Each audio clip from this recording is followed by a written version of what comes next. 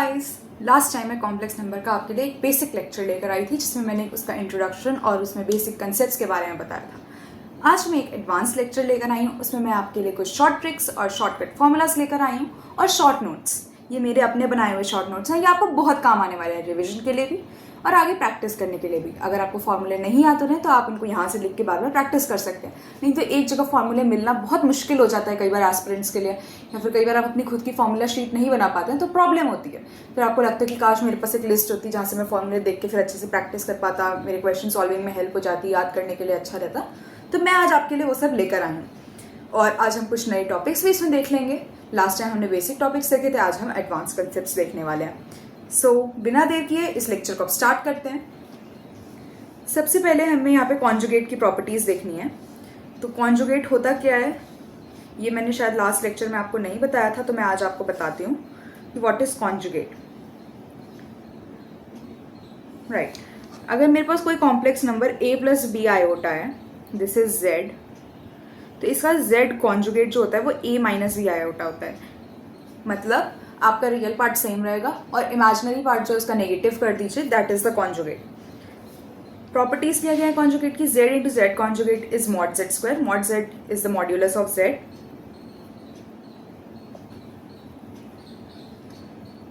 Second property, अगर z1 plus z2 whole का conjugate है तो आप z1 conjugate plus z2 conjugate कर सकते हैं। इसका प्रूफ बहुत ईजी है। आप एक complex number z1 a plus b iota मान लीजिए, z2 मान लीजिए c प्लस डी आयोटा, और इजीली आप लिख के प्रूव कर सकते हैं।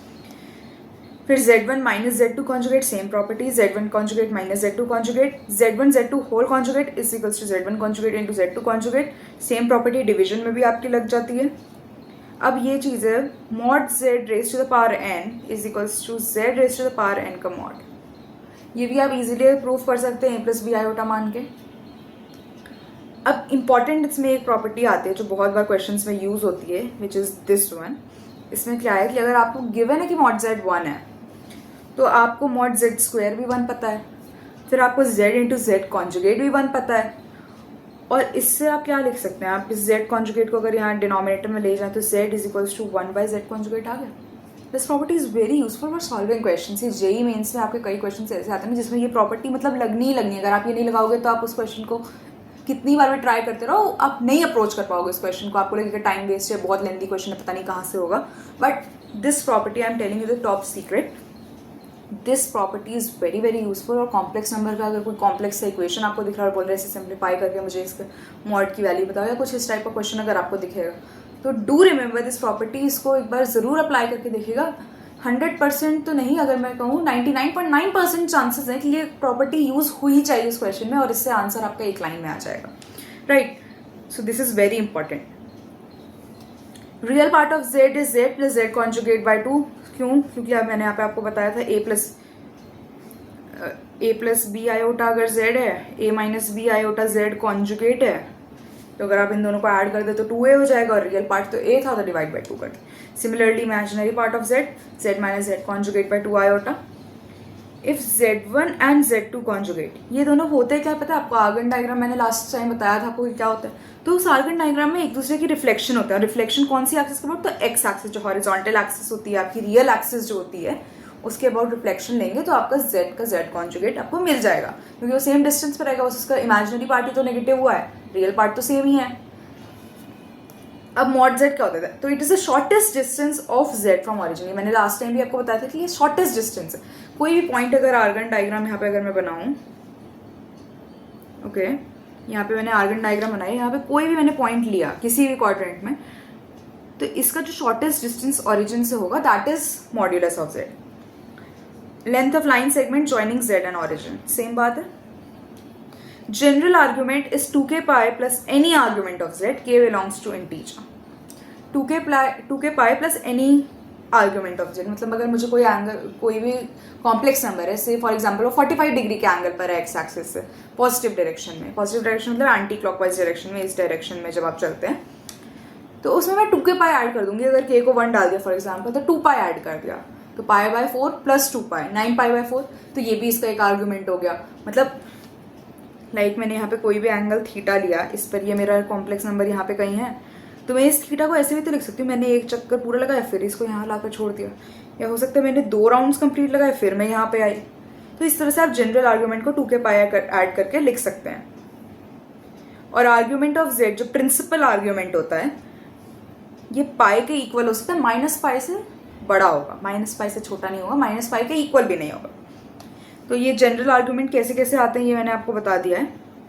फर्स्ट क्वाड्रेंट में अल्फा एंगल जो भी आएगा that is principal argument, second quadrant में pi minus alpha, third quadrant में alpha minus pi, fourth quadrant में माइनस अल्फा। फिर ये तो ट्रिग्नोमेट्रिक फॉर्मूले हैं यहाँ पे कि अगर ये b है तो ये b cos b tan theta होगा, और ये b tan थीटा है तो ये वाला b secant थीटा होगा। इसी तरह से आपको मतलब कोई भी एक साइड होगी तो आप बाकी तो साइड्स निकाल सकते हैं। राइट, वेक्टर्स का भी आप इसके लिए यूज़ कर सकते हैं, नहीं तो आपको बेसिक ट्रिग्नोमेट्री तो पता ही है, उससे भी लगा सकते हैं। फिर मैंने आपको ये वाली फॉर्म लास्ट टाइम बताई थी, this is modulus of z, this is cos theta plus iota sine theta, या e की पावर आयोटा थीटा भी इसको लिख सकते हैं।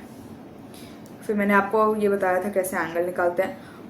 ऑयलर्स फॉर्मूला ये क्या होता है, cos theta plus iota sine theta is equal to iota theta, just मैं अभी बता ही रही थी इसके बारे में आपको। राइट, तो सेम आप इसको ऐसे भी लिख सकते हैं, किसी भी कॉम्प्लेक्स नंबर को उसका मॉड्यूलस दैट इज उसका मैग्नीट्यूड, उसका डिस्टेंस कितना है ऑरिजिन से, multiplied by cos theta plus iota sine theta, what is theta, theta is the argument of that complex number. Right, या फिर e की पावर आयोटा थीटा भी लिख सकते हैं cos theta iota sine theta को। तो ये थीटा यहाँ पर भी क्या है, it is again the principal argument, या फिर आप कोई भी जनरल आर्ग्यूमेंट भी लिखेंगे उसकी वैल्यू तो सेम ही रहेगी। राइट, तो यहाँ पे कुछ ये चीज़ें हैं जो आपको याद होनी चाहिए कि 1 को e की पावर आयोटा 0 लिखते हैं, -1 को e की पावर आयोटा पाई लिखते हैं, आयोटा को e की पावर आयोटा पाई बाय 2 लिखते हैं, माइनस आयोटा को e की power minus iota pi by 2 लिखते हैं। फिर ये omega omega square what are these, तो अगर मैं कहूँ कि z³ इज इक्वल्स टू 1, ये इक्वेशन तो बहुत कॉमन है, सबने सुनी होगी।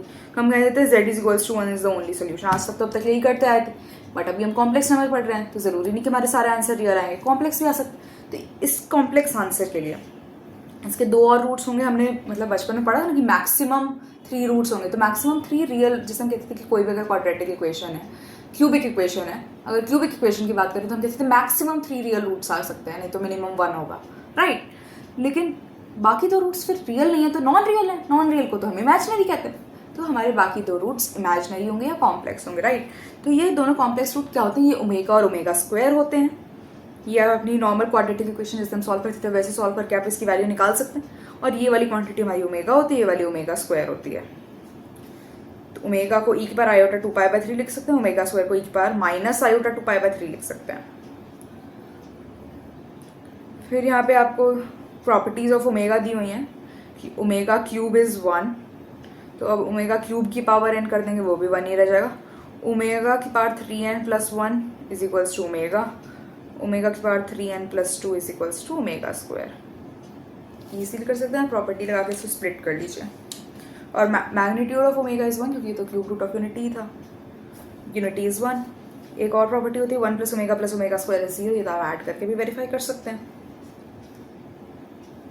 अच्छा, ये एक थोड़ी सी इंटरेस्टिंग चीज़ है जो मतलब एग्ज़ाम में वैसे तो नहीं यूज़ होती है जनरली, बट याद कर लेने में फ़ायदा रहता है। कभी कभी ये एडवांस में और मेंस के भी जो डिफ़िकल्ट क्वेश्चंस की कैटेगरी में क्वेश्चंस आते हैं उन क्वेश्चंस में ये वाली प्रॉपर्टी यूज़ हो जाती है, और नहीं तो आप सॉल्व करते रहेंगे तो आपका टाइम भी बहुत वेस्ट होगा।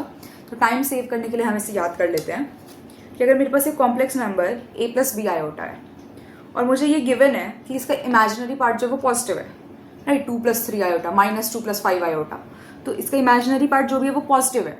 तो पॉजिटिव इमेजिनरी पार्ट के लिए स्क्वायर रूट ऑफ z जो निकालते हैं दैट इज प्लस माइनस, क्योंकि 2 रूट्स आएंगे, under root of mod z plus a/2 plus iota under root of mod z minus a/2।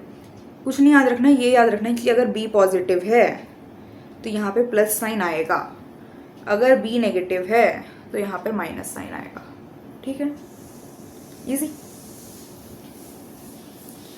इसी तरह से मैंने रूट आयोटा और माइनस रूट आयोटा की वैल्यू लिख ली, but this is not necessary to learn, या आप निकाल भी सकते हैं एग्जाम के टाइम में। सिंपली ये फॉर्मूला याद कर लेने में फ़ायदा है, ये याद कर लीजिएगा। अब यहाँ पे आर्ग्यूमेंट की 2 प्रॉपर्टीज दी हुई हैं, तो argument z1 into z2 is argument z1 plus argument z2, argument z1 by z2 is argument z1 minus argument z2। Right, if question में हमें कुछ दिया हुआ है कि एक कॉम्प्लेक्स नंबर है, लेट्स से 2 + 3 आयोटा, और इसकी पावर में मुझे कोई दूसरा कॉम्प्लेक्स नंबर दे दिया, फॉर एग्जाम्पल 4+3, 4+6 आयोटा, या कुछ भी, मतलब चलिए इसे 9 कर लेते हैं, 9+6 आयोटा, कोई भी एक रैंडम दे दिया है कॉम्प्लेक्स नंबर, तो मुझे ये निकालना है। मैं कैसे निकालूंगी? मतलब आप बोलेंगे कॉम्प्लेक्स नंबर एक तो है, ऊपर से उसकी पावर भी कॉम्प्लेक्स करती है, मैं कैसे सॉल्व करूँ? तो कुछ नहीं करना है, इसको क्या करना है, ये Z1 जो था ना, इसको लिख लेना है इसकी ऑयलर फॉर्म में। ऑयलर फॉर्म में मतलब मैग्नीट्यूड मल्टीप्लाइड बाई e की पावर आयोटा थीटा, और उसके बाद आप सॉल्व करिएगा, इजीली क्वेश्चन सॉल्व हो जाएगा, right. Now we have during multiplication and division use exponential form. अभी भी यही बात बोल रही थी, पावर भी आएगी, मल्टीप्लिकेशन डिवीजन कुछ भी होगा, तो कैलकुलेशन को ईजी रखने के लिए, कॉम्पैक्ट रखने के लिए, कंसाइजली और करेक्टली करने के लिए बहुत ज़रूरी है कि आप ये वाली एक्सपोनेंशियल फॉर्म e की पावर आयोटा थीटा वाले में कन्वर्ट कर लें अपने गिवन कॉम्प्लेक्स नंबर को। मतलब मैं कह रही हूँ कि अगर आपको कॉम्प्लेक्स नंबर इनकेस क्वेश्चन में नहीं भी गिने, तो a+b आयोटा मानने की जगह आप प्रेफर करें कि आप उसे r इंटू e की पावर आयोटा थीटा लिख लें, ताकि आपको बस दो वेरिएबल, तो दो इस केस में भी उस केस में भी, बट इसमें कैलकुलेशन सिंप्लीफाइड आएगी आपकी, राइट। तो जैसे मैंने अभी क्यूब रूट्स ऑफ यूनिटी बताया था, वैसे ही nth root of any natural number के, या even any negative number, integer, any integer के, या आप इसको रियल नंबर भी कह सकते हैं, किसी भी नंबर का अगर आपको एक्सपोनेंशियल फॉर्म में इसका जनरल आर्गूमेंट लिखना है तो 1/nth पावर दोनों साइड लेनी है, और उसके बाद क्या करना है, limit the values of k to n values, मतलब 1/n पावर ली दोनों साइड, और उसके बाद अब आपके पास एक वेरिएबल आ जाएगा उसमें, तो उस वेरिएबल की वैल्यू आपको बस k टाइम्स पुट करनी है कंसेक्यूटिव। नहीं तो आप बोलिएगा कि फिर मैं तो इसके इनफाइनाइट रूट्स आ गए, आप तो कह रहे थे कि इसके एनी रूट्स आएंगे, बट रूट्स एनी रहेंगे, वो बाद में इक्वल हो जाएगा कि first root is equal to n+1th root, right. तो आपको वो करना है कि कोई भी n, या कोई भी जो, अगर जैसे यहाँ पे nth पावर है, तो n कॉन्जिक्यूटिव रूट्स आपको उठा लेने एक लाइन से। If argument of z is k pi, then it is a real number, else not. k pi का क्या मतलब है कि यहाँ पे नेचुरल नंबर है, या फिर आप इसको इंटीजर ले सकते हैं, but do not take it as to be a fraction. क्यों? क्योंकि अगर आपने इसको लाइक 1 लिया तो क्या हो गया, आर्ग्यूमेंट इज पाई, या -1 लिया तो -पाई।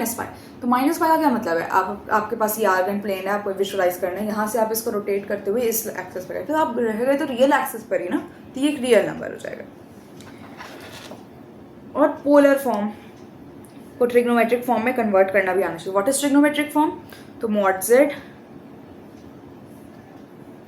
Into cos theta plus iota sine theta, this is the trigonometric form. और पोलर फॉर्म कौन सी होती है? तो mod z e की पावर आयोटा थीटा। इसको इस फॉर्म में कन्वर्ट करना भी आपको आना चाहिए। तो दिस इज वेरी इजी, एक ही फॉर्मूला तो याद करना कि cos theta plus iota sine theta is e की पावर आयोटा थीटा।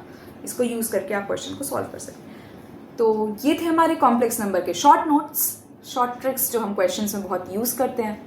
इससे जेई मेन, जेई एडवांस और इवन आप किसी और कम्पिटिटिव एग्जाम की भी अगर प्रिपरेशन कर रहे हैं तो इस चैप्टर को इजीली मास्टर कर सकते हैं इन कंसेप्ट्स के through. So for more such videos stay connected with me. Thank you very much.